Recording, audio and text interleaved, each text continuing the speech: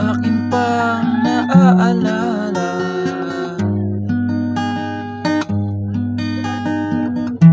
noong si Amay nabubuhay pa. Ang sabi niya'y Freddy.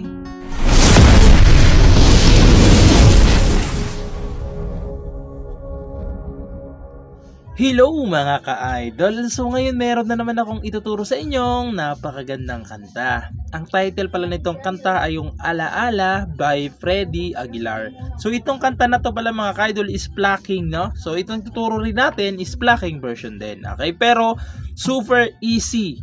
Plucking lang to. Okay? Tapos 3 chords lang siya hanggang matapos yung kanta. Tandaan nyo yan, 3 chords lang siya hanggang matapos na. Okay? So dito muna tayo sa kanyang plucking pattern, okay? Yung plucking pattern natin is ganito lang hanggang matapos na yung kanta. 3, 2, 1, 2, 3, 2. Okay? Ulitin ko. 3, 2, 1, 2, 3, 2. Hanggang matapos na yung kanta. Yan yung plucking pattern natin. Okay? Pagkatapos, yung chords naman, pag may nakalagay sa taas, yun yung kanyang plucking pattern. Okay? Halimbawa, kasi 3 chords lang naman to. Halimbawa, E minor. May nakalagay na 6 sa taas. Ibig sabihin nun, 6 string yung una. Okay? So, 3 chords nga lang to tulad ng sinabi ko, kaya mas madali nyo lang tong may intindihan. Okay? 6, halimbawa lang, 6. Tapos yun na, 3, 2, 1, 2, 3. Ito na. Okay? So, ganun siya. Sa taas ng chords nakalagay yung kanilang mga plucking pattern. Okay? So, proceed na tayo dito sa kanyang whole chords.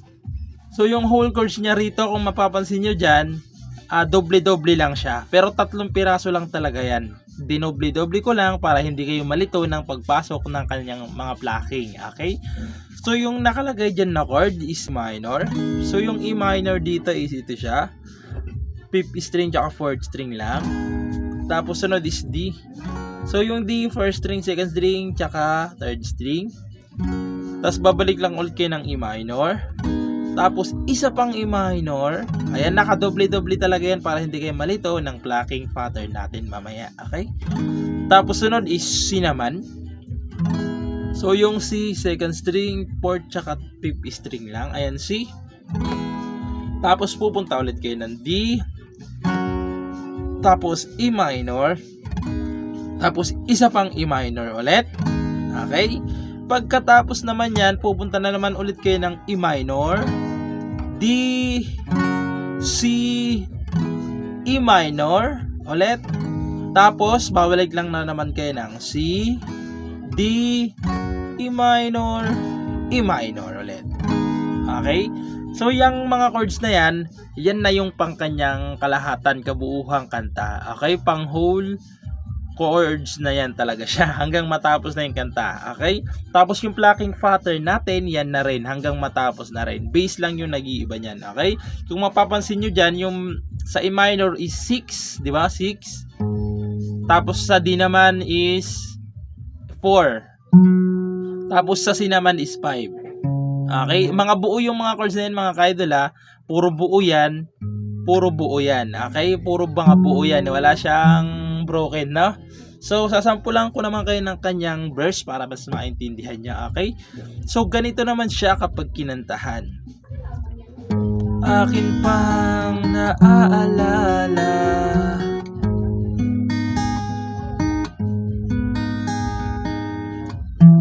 noong si Amay nabubuhay pa.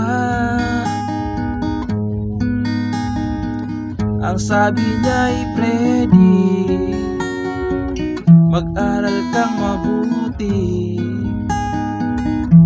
tulungan mo ang iyong sarili.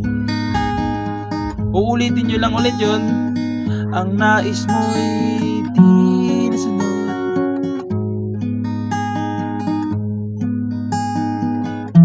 pagkat ako'y may dahilan. Hanggang matapos na yung kanta mga ka-idol, ganito lang siya. Ang nais ko'y umawit, tumugtog ng gitara, at ako'y kanyang pinagbigyan. Hanggang matapos na yung kanta, ganyan lang. Okay? Tapos, papasok yung adlib. So, yung adlib niya, E minor lang. D, C, E minor ulit.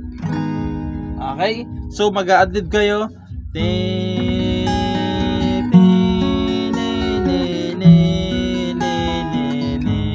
Tapos, pasok ulit. La la la la la la la. Ganun lang ulit.